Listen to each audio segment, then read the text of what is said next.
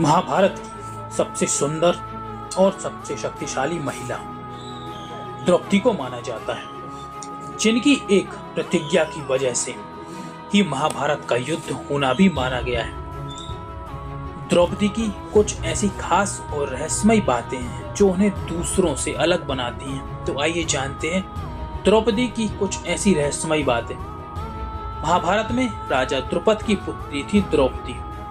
कहते हैं कि द्रौपदी का जन्म एक विशेष यज्ञ से हुआ था, इसीलिए उनका नाम यज्ञसेनी भी पड़ा था। द्रौपदी एक सांवले रंग की बेहद ही सुंदर और आकर्षक स्त्री मानी जाती थी। सांवले वर्ण के कारण उन्हें कृष्णा भी कहा गया है। द्रौपदी को मां काली का अवतार माना जाता है। द्रौपदी का व्यक्तित्व जितना आकर्षक था, वो विचारों से ही उतनी आधुनिक थी। कहा जाता है कि द्रौपदी के शरीर में हमेशा एक रहस्यमयी और मादक सुगंध निकलती थी, जो उनके शरीर को सुगंधित रखती थी।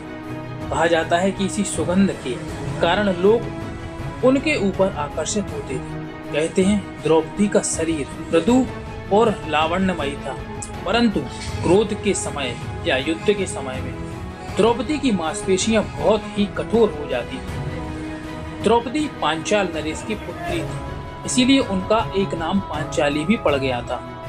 द्रौपदी कई गुणों और अद्भुत कलाओं से परिपूर्ण एक संपूर्ण नारी थी, जो हमेशा ही कर्म में विश्वास रखती थी। कहा जाता है कि द्रौपदी की एक सबसे रहस्यमयी बात थी जो उन्हें दूसरी नारियों से अलग बनाती थी।